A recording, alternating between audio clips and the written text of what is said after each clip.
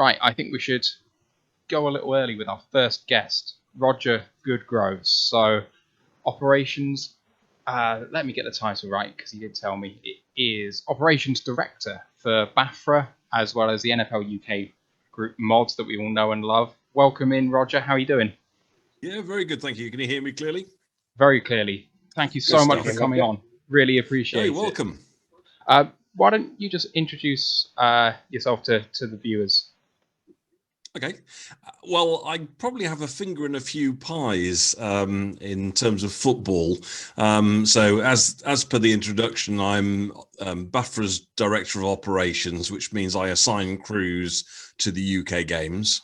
As part of that, I also am on the selection committee that chooses the crews that actually go on the chain crew for the London games, which is a great thing to do if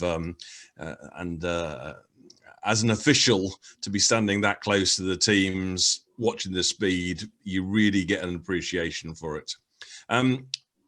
As you mentioned, I'm also moderator on the NFL UK Facebook group. I'm moderator also on a site called Football Zebras, which is all about NFL officiating, taking an independent view on what happens week in, week out. And I also have a podcast that is weekly on the same subject. So I have a finger in a few pies. Absolutely. That's the Fourth and Inches podcast, isn't it? Yeah, that's right. Fourth and Inches, the specific officiating podcast. So I'm not on their general feed.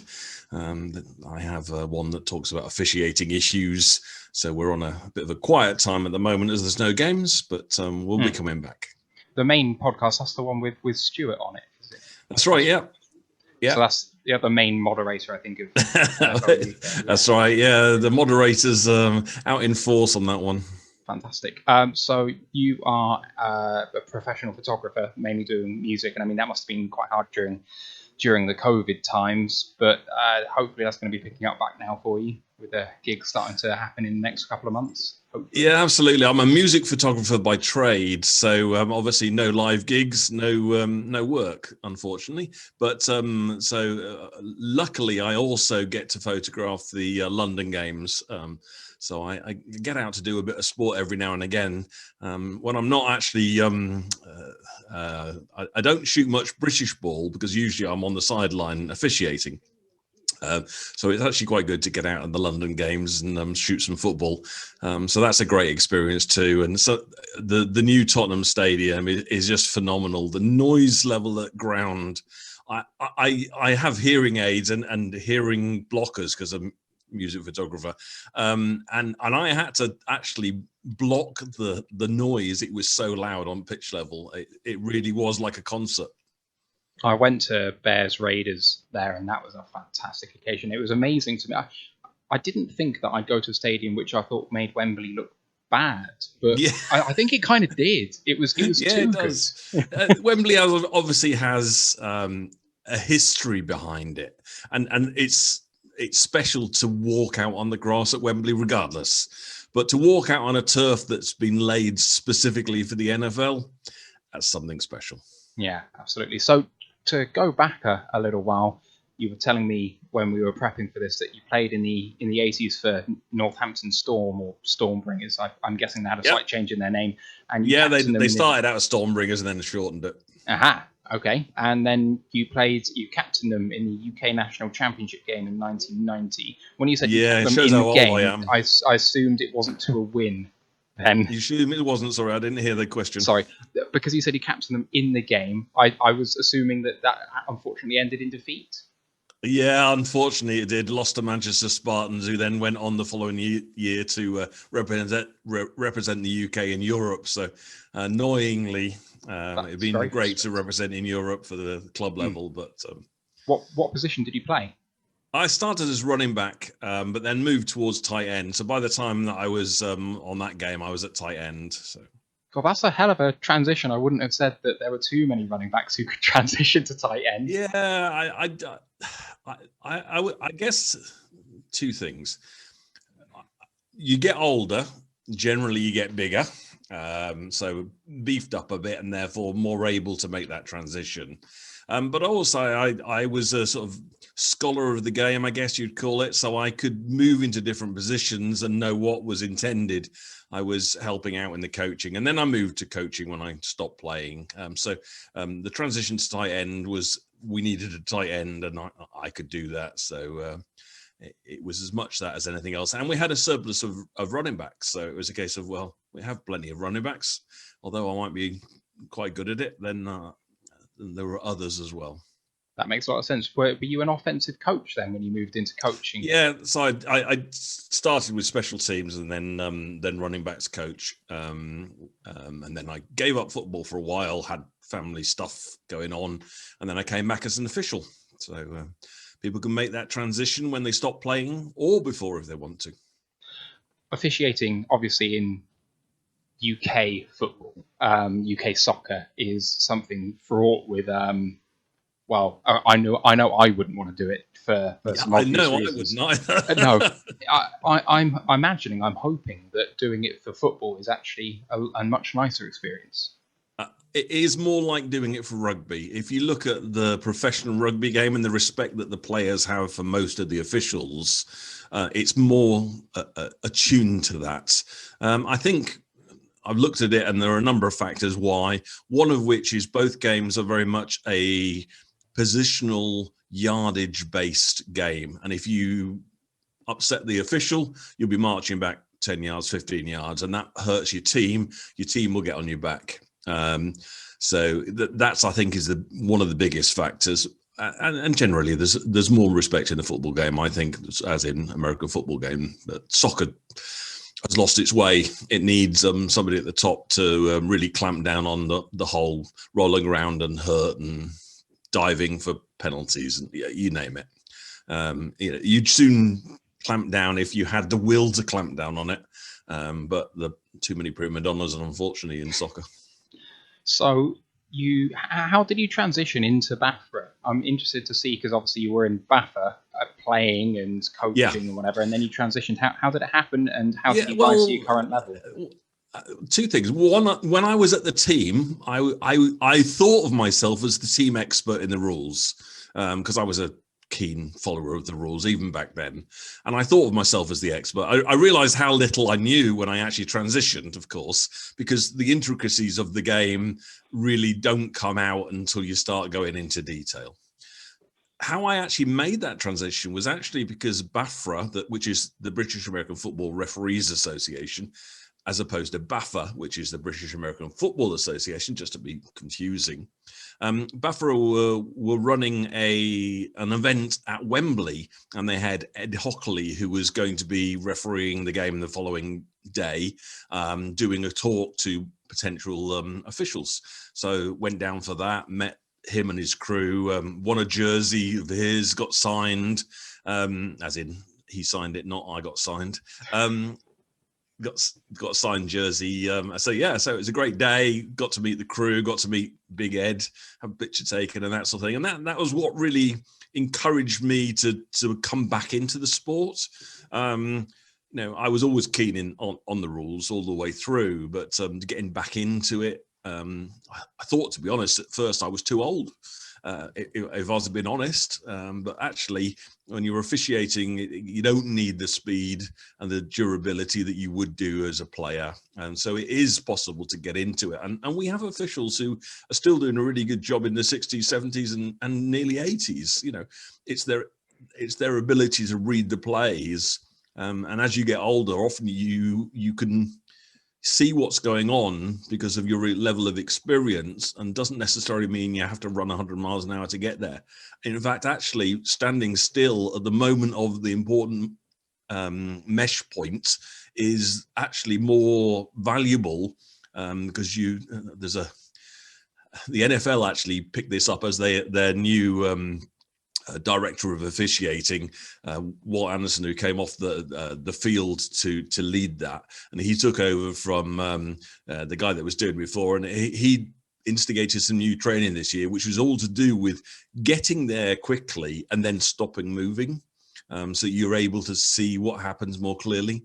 And it's well known. In fact, if you try and run, your eyes are bobbing up and down because they're trying to counteract what your body's doing. So if you can get into the right position, which is based on experience of being there, knowing where to go, etc., and then be still for the time that catch is made, or a touchdown's trying to be scored or whatever, you'll get a far better feel for the game. So it doesn't require necessarily young bucks, although young bucks are obviously going to have a longer career because they can keep doing it. So it doesn't take the toll on the body like football does. I mean, I get up nowadays and my knees back, and from playing, it's like, remember that injury. And just one last question from me, and then I'll open it up to the boys. Half of our listenership that is going to be on tonight, roughly speaking, I think are probably going to be from America, half from Britain. So for the Americans that haven't watched any Britball, and I imagine that's probably a fairly large amount of them, what's the main rules differences between NFL and Britball? Yeah, okay. So Americans would feel quite comfortable if they watch college football, because the rules that we operate over here are predominantly NCAA college rules. There are some very, very minor differences just fitting in with the things we do over here, but predominantly it's NCAA. So if they watch college football, they would fit in an instant. In terms of the level, the top teams over here are probably something like Division III football in the States, that sort of level of quality. So, it's not the NFL, which you'd not expect it to be, really. We're not pros over here. The players are not paid. They're doing it for the love of the sport. All right. Boys. I'll jump in. Morning, Roger. I'm a player. I've played in Britball for the last few years. I also played at university, so I understand what you're saying. There is a much higher level of respect than there is in soccer. I would only ever address official as sir or madam, because like you say, you can flag me for unsportsmanlike conduct. You have that power. And that is something that the British football game lacks in soccer, because they don't have that power, do they? I've also had the opportunity as well to be a linesman. So for when Bradford and Huddersfield, like sometimes refs have problems getting crews, they'll get some people. So I've had a hand in it as well. It's a lot harder than it looks, trying to call pass interference, and you've got people shouting at you. So it's a very interesting world, I must say. People look for favours all the time, but you've got to be impartial. That's why I would say it's very hard.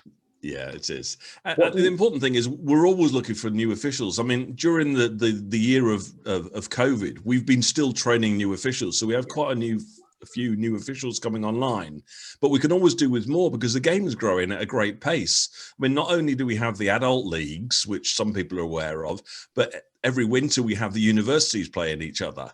And we also then have a growing women's football league. And so all those games need officials.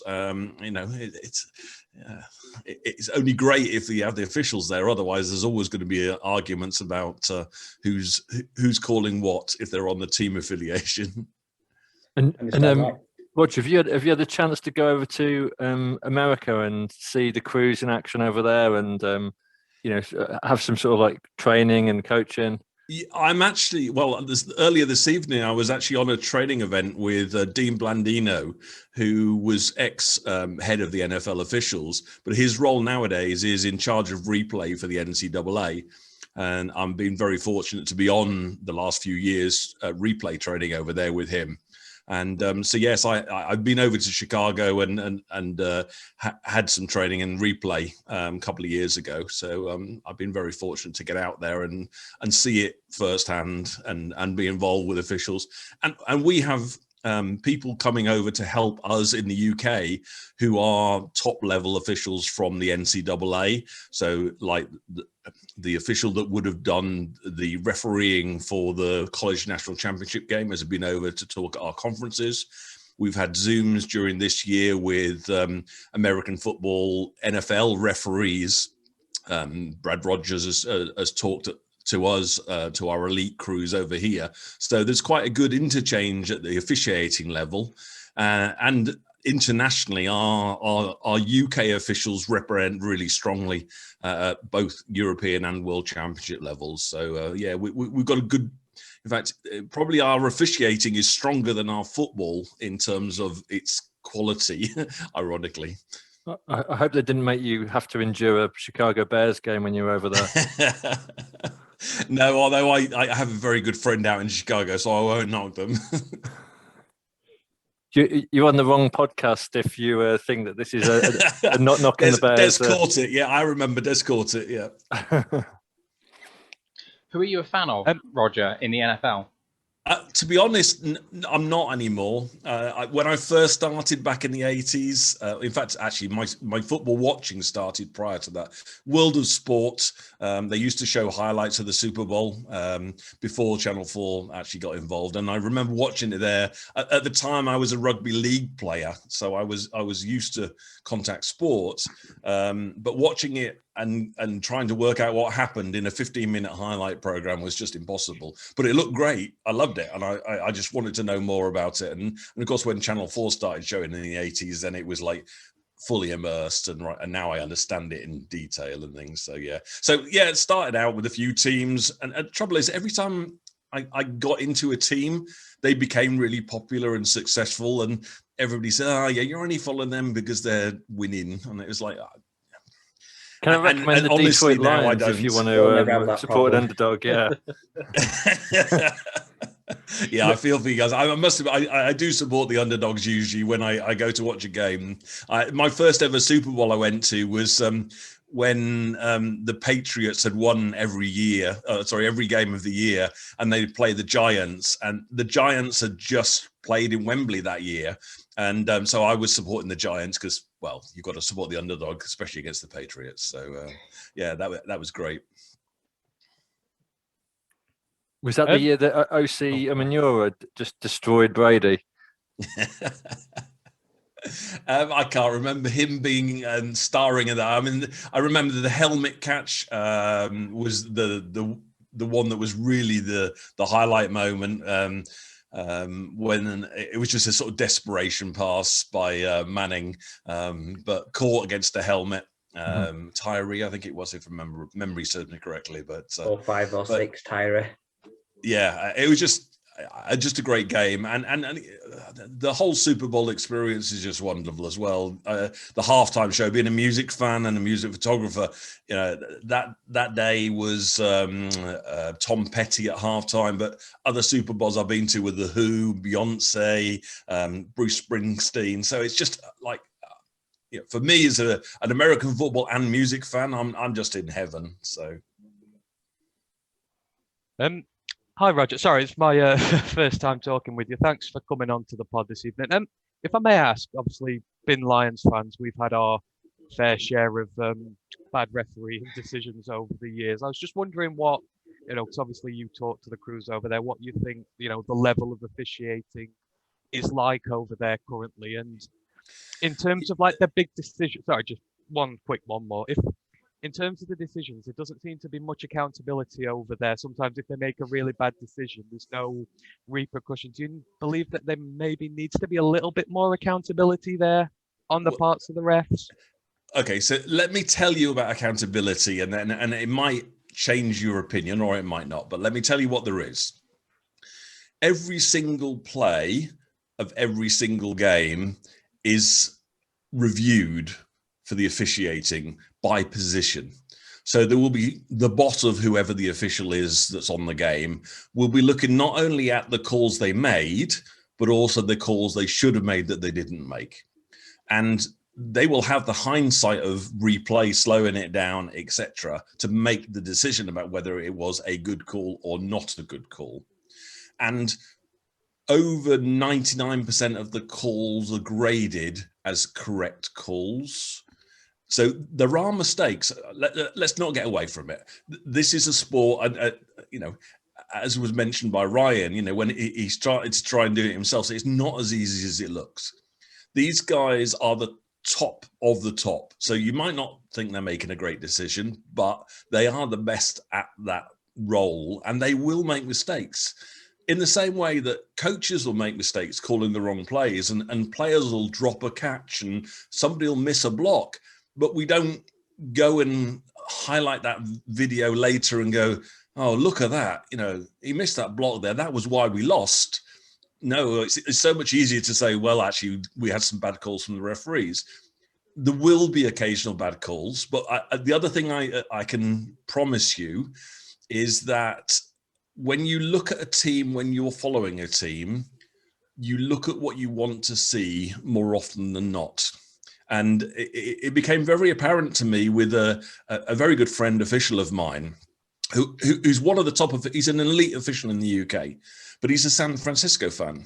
And when he watched them in the Super Bowl, he was calling things completely different to all the other officials who were looking at the same game. And it just made me open my eyes and realize how you see what you want to see sometimes. That's one aspect. I think the other aspect, there are occasional bad calls. Let's not get away from it. But it happens, and that's why we have football zebras. We look at the calls, and we critically analyze the good and bad calls, and we'll call them out when we see them. But in the majority of cases, or a lot of cases, it's actually fans don't really understand the rule properly. American football rules are intricate. Sometimes we will see them on the rough level, but we won't go into the full detail about the way the rule is written. And when you do, you might actually change your opinion about some of the way that the calls were made. Not saying they're all right, so don't get me wrong. They make mistakes. They're humans. Humans make mistakes, and it is a matter of record. But they're watching a single chance at watching it from a single angle to make that decision. We have the luxury when we look back at it and we see it from probably 20 different camera angles in some of the bigger games. And some of those camera angles are views that the officials on the field don't have.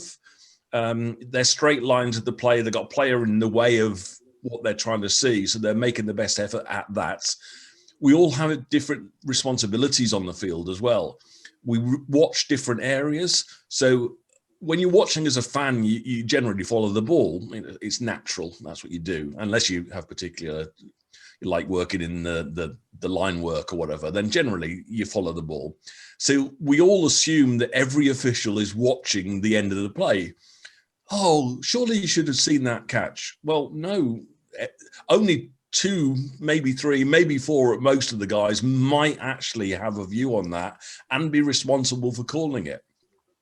The very famous incident in the Saints game in the conference championship, where there was a blatant pass interference call. So let's not get away from it. It was badly called. Should have been called, wasn't. But people were blaming the referee for that. And then following year, when he got an assignment, they were saying, why is he being assigned to that game? He's terrible. He made the call in that Saints game. Well, no, he didn't, and no, he shouldn't have done.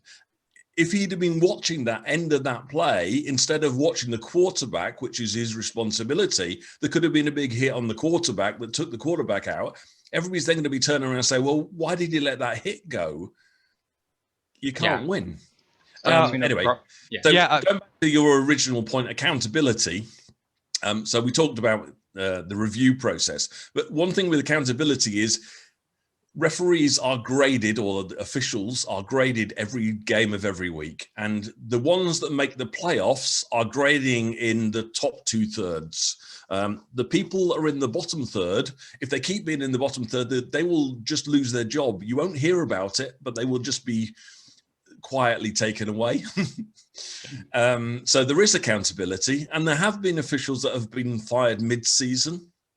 But, there is no accountability, but it may not be the accountability you are expecting.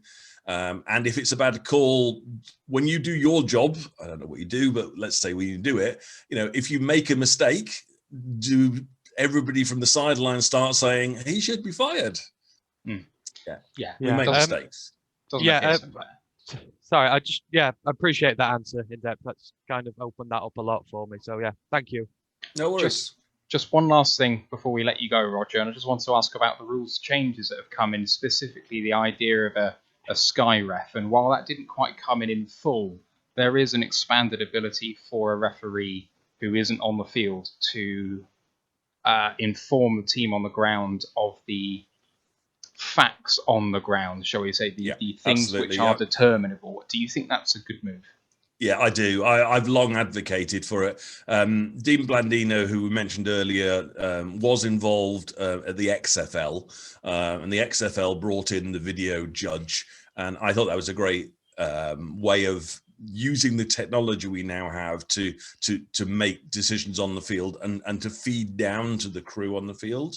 And it does happen, and they have some ability to feed down, but it was limited by what was allowable for replay. And it's a dual-edged sword. The more you open up for replay, the longer things take, because inevitably you start reviewing things that weren't reviewable before, and then everybody starts complaining about the delay of the game and how long it takes to get a game done, which already takes a long time. So it's not a panacea for everything, but I think opening up the ability for the, what we'll call video judge, replay official, to actually get more involved in feeding down into that process, I think helps. Fantastic. Thank you so much for coming on, Roger. We really appreciate your time. You've been very thorough and engaging. It's been really enjoyable. Thank you. No worries. Anytime. See you again. Thank you, Roger. Thank you very much. Good luck. Thank you. Thank you. Goodbye. All right. There he goes, Roger Goodgroves. Thank you so much to him for coming on.